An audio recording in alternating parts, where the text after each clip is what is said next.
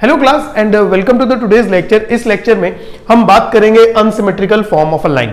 Unsymmetrical form of a line को समझने से पहले हमें ये देखेंगे कि सिमेट्रिकल फॉर्म क्या होती है और अनसिमेट्रिकल फॉर्म क्या होता है और कैसे हम उसे फाइंड आउट कर सकते हैं। स्टूडेंट्स, इस वीडियो को अच्छे से समझने के लिए आपको दो चीजों की रिक्वायरमेंट होगी। एक, आपको जो लाइन की स्टैंडर्ड इक्वेशंस होती हैं, वेक्टर इक्वेशन और जो कार्टेशियन इक्वेशन होती हैं 3D के अंदर, 3D ज्योमेट्री के अंदर, वो इक्वेशन क्या होती है आपको बस इतना मालूम होना चाहिए। ठीक है। दूसरा, एक प्लेन की वेक्टर इक्वेशन या कार्टेशियन इक्वेशन क्या होती है, वो कैसी दिखाई देती है, वो मालूम होना चाहिए। अगर आपको ये दो चीजें मालूम है तो आपको आज का लेक्चर जो है वो पूरा समझ में आ जाएगा। चलिए अब स्टार्ट करते हैं।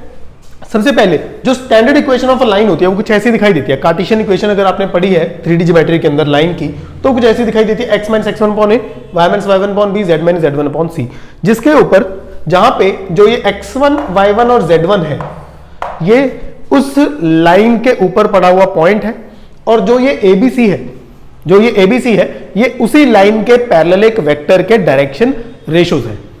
ओके, नाउ आई होप इतना आपको मालूम होगा। Now coming to this part, इस इक्वेशन को एक्चुअली में हम बोलते हैं सिमेट्रिकल फॉर्म।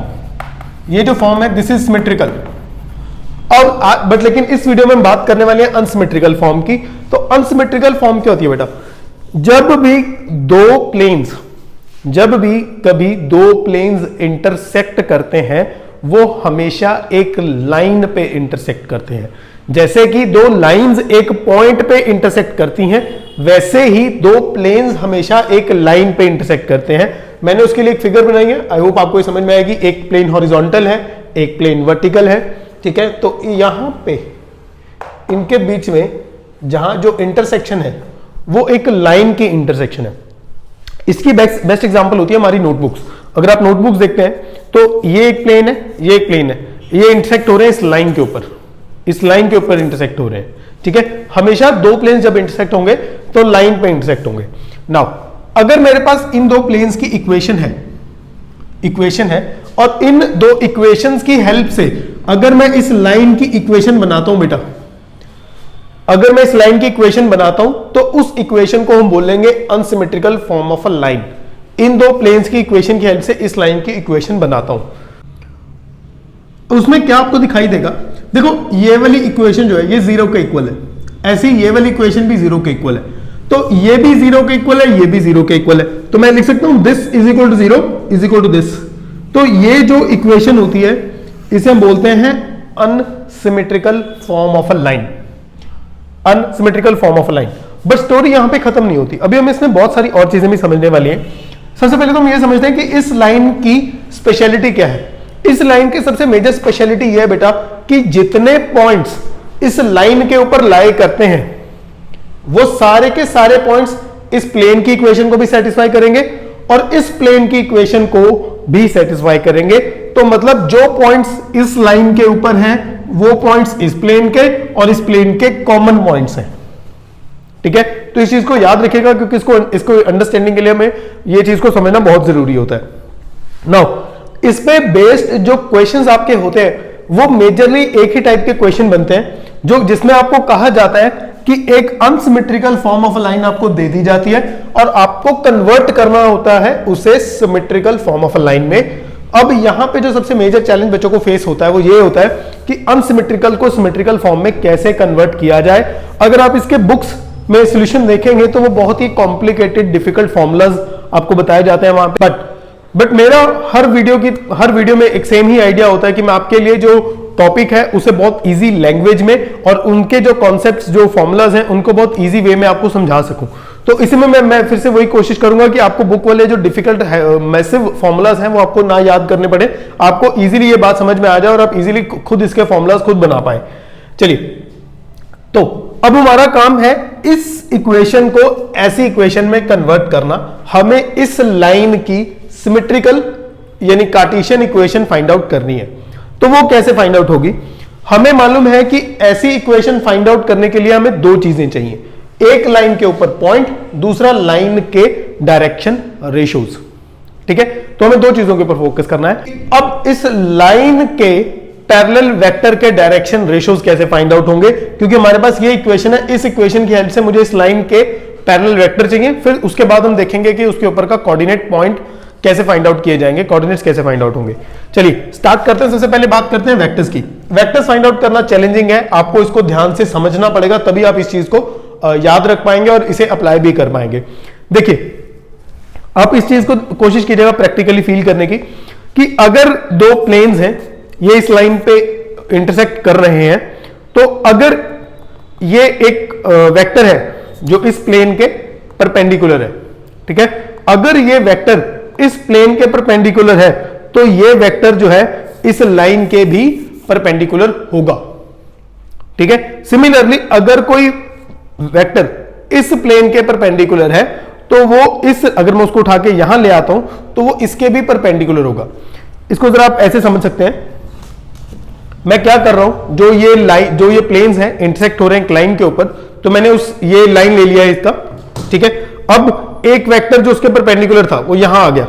अगर आप इसको 3D में इमेजिन कर पा रहे हैं तो ये वाली दिस एंड दिस पेन, ये दोनों आपस में परपेंडिकुलर है। सिमिलरली एक वेक्टर यहां पे था, ठीक है, अगर आप इसे प्रैक्टिकली फील कर पा रहे हैं तो ये भी परपेंडिकुलर होगा, तो ये भी परपेंडिकुलर होगा। Okay, so the thing is कि जो दो वेक्टर्स, एक इसका नॉर्मल वेक्टर और एक इसका नॉर्मल वेक्टर, जो कि इस लाइन के दोनों के परपेंडिकुलर है, ठीक है, वो कुछ ऐसे दिखाई देंगे। मैं बेटा ये वाली लाइन बाहर बना रहा हूं, ठीक है, एक नॉर्मल वेक्टर इसका है, ठीक है, एक और है, ये भी इसके नॉर्मल है, ठीक है, ये दोनों वेक्टर्स इस लाइन के नॉर्मल है।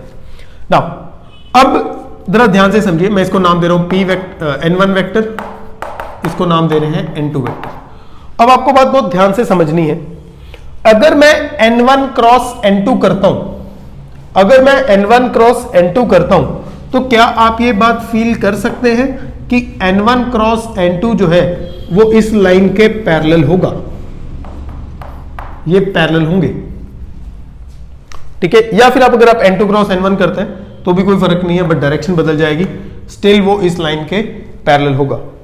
अगर आप ये बात फील कर सकते हैं तो आपको कॉन्सेप्ट समझ में आ चुका है, बट अगर आप ये नहीं समझे तो मैं कोशिश करूंगा एक छोटी सी और इसको समझाने की। अगर आपको क्रॉस प्रोडक्ट का कॉन्सेप्ट याद है तो उसमें हमने सीखा था कि अगर दो वेक्टर्स की क्रॉस प्रोडक्ट करो, हम A क्रॉस B करते हैं, ठीक है, लेट्स से कि A क्रॉस B करके C आंसर आया, तो जो C वेक्टर है वो A के भी परपेंडिकुलर होगा और B के भी परपेंडिकुलर होगा, ठीक है। तो A क्रॉस B करके जो आंसर आता है वो A एंड B दोनों के परपेंडिकुलर होता है।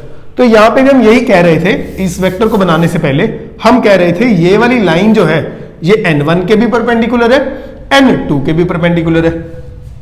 तो इसका मतलब ये हुआ कि इन दोनों का जो वेक्टर आएगा, N1 क्रॉस N2 का जो वेक्टर आएगा वो इस लाइन के पैरेलल ही बनेगा। क्यों? क्योंकि N1 क्रॉस N2 भी एक ऐसा वेक्टर ही होता है जो दोनों के परपेंडिकुलर हो, और ये लाइन भी दोनों वेक्टर्स के परपेंडिकुलर थी। तो यहां से N1 क्रॉस N2 करके बेटा आपको अपनी ये रिक्वायर्ड लाइन है जिसकी हम इक्वेशन फाइंड आउट करने की कोशिश कर रहे हैं, उसका पैरेलल वेक्टर मिल जाएगा, पैरेलल वेक्टर मिल जाएगा, ठीक है। नाउ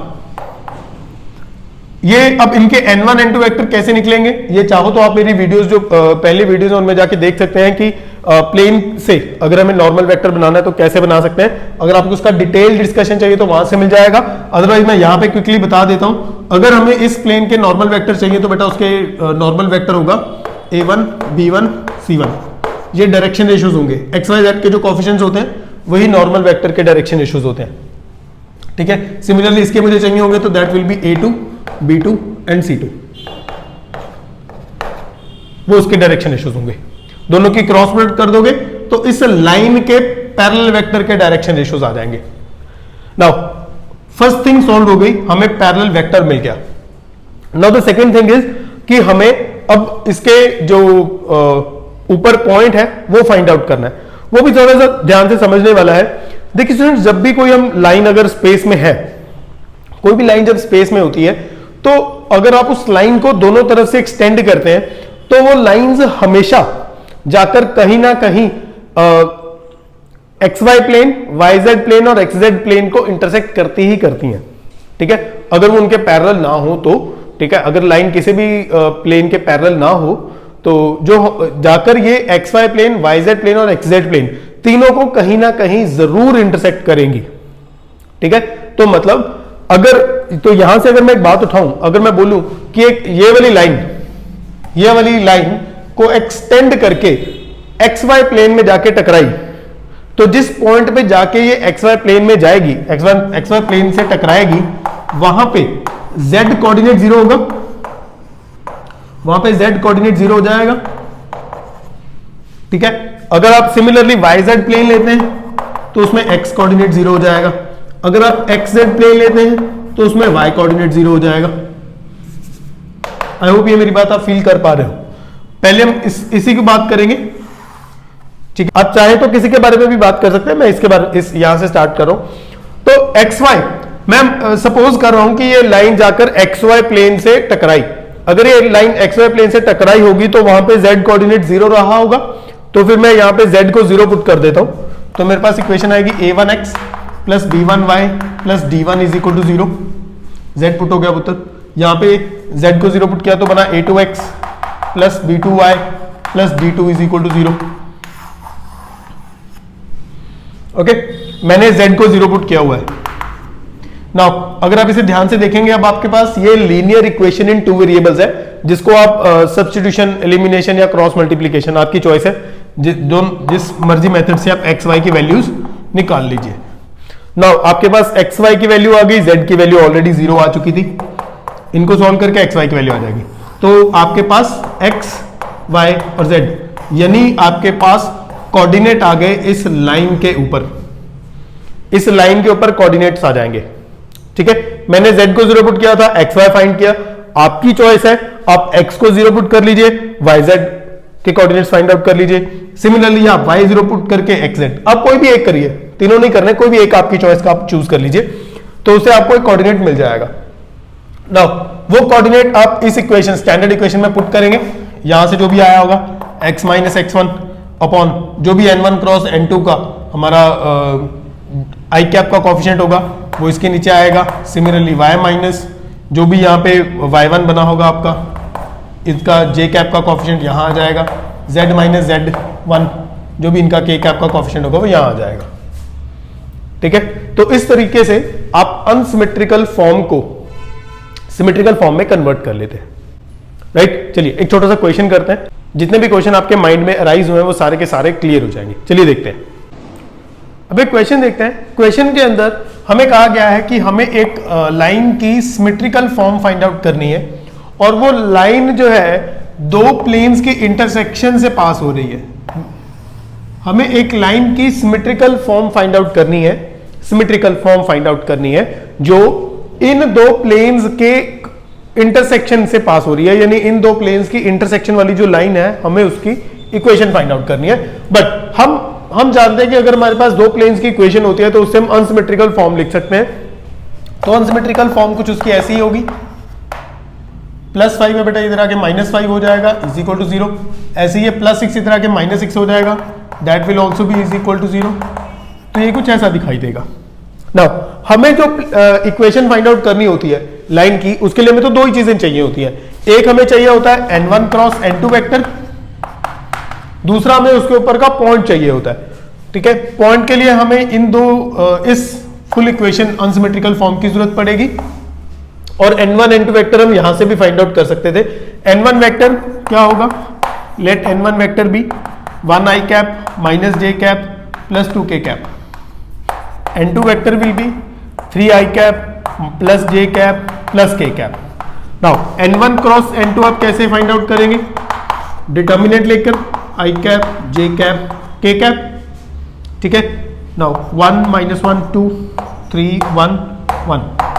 नाउ जब आप इसको सॉल्व कर लेंगे तो आपको कुछ ऐसा आंसर दिखाई देगा, कुछ ऐसा दिखाई देगा। जब आप इसको फर्दर सिंप्लीफाई करेंगे तो आपके पास ये जो आपका नॉर्मल वेक्टर है उसके डायरेक्शन रेशियो आ जाएंगे -3 5 4 n1 क्रॉस n2, यानी ये हमारी रिक्वायर्ड लाइन का पैरेलल वेक्टर है। ठीक है, नाउ नेक्स्ट इज, अब हमें पॉइंट चाहिए होगा इस लाइन के ऊपर, और मैं फिर से ये सपोज कर रहा हूं कि लाइन जब जाकर XY प्लेन से टकराएगी तो वहां पे z इज इक्वल टू 0 होगा। तो मैं z इज इक्वल टू 0 इसमें बेटा पुट कर रहा हूं। इसमें अगर आप z is equal to 0 put करेंगे तो आपके पास ये इक्वेशंस मिलेंगी, यहां पे z is equal to 0 put करेंगे तो ये मिलेगा। नाउ अब हमें करना क्या है, इन दो इक्वेशंस को सॉल्व करके एक्स वाई की वैल्यू फाइंड आउट करनी है। चलिए करते हैं। तो एक्स और वाई की वैल्यूज आ रही है 11/4, वाई की वैल्यू आ रही है -9/4, जेड की वैल्यू आ रही है 0। तो ये हुए हमारे रिक्वायर्ड कोऑर्डिनेट्स। नाउ अब हमारे पास हमारी इक्वेशन, लाइन की इक्वेशन के लिए उसके ऊपर का पॉइंट भी है और उसके पैरेलल वेक्टर भी है। आई थिंक अब यहां से आप बहुत इजीली जो हमारी सिमेट्रिकल फॉर्म है वो आप लिख सकते हैं। ठीक है, आप चाहें कार्टेशियन इक्वेशन लिखना चाहें तो कार्टेशियन भी लिख सकते हैं, अगर आप चाहें तो वेक्टर चाहें तो वेक्टर भी लिख सकते हैं। बट फिलहाल मैं कार्टेशियन इक्वेशन लिख के दिखा देता हूं आपको। कार्टेशियन इक्वेशन के लिए हम क्या करते हैं, x माइनस x1 यानी ये पॉइंट x माइनस 11/4 अपॉन जो पैरेलल वेक्टर है उसके direction ratio -3, y minus y coordinate यहां करेंगे तो +9/4 हो जाएगा, divide by 5 is equal to z minus z coordinate तो 0 ही है और यहां पे नीचे 4। तो ये आपकी symmetrical form of a line हो जाएगी, राइट। तो इस तरह से जो हमारे पास सिमेट्रिकल था उसको अनसिमेट्रिकल था उसको सिमेट्रिकल फॉर्म में कन्वर्ट कर लिया। ओके, चलिए, तो आई होप यहां तक आपको सारी बात समझ में आई होगी। अगर आपको इस वीडियो में कुछ भी नया सीखने को मिला हो तो इस वीडियो को लाइक जरूर कीजिए। कोई भी डाउट आया हो तो उसे कमेंट सेक्शन में जरूर मेंशन कीजिए। अगर आपको लगता है कि ये किसी भी बच्चे के लिए ये चीज जो उनके लिए बेनिफिशियल हो सकती है, उन्हें ये शेयर जरूर कीजिएगा। माय नेम इज संचित Bansal and I thank you so much for watching.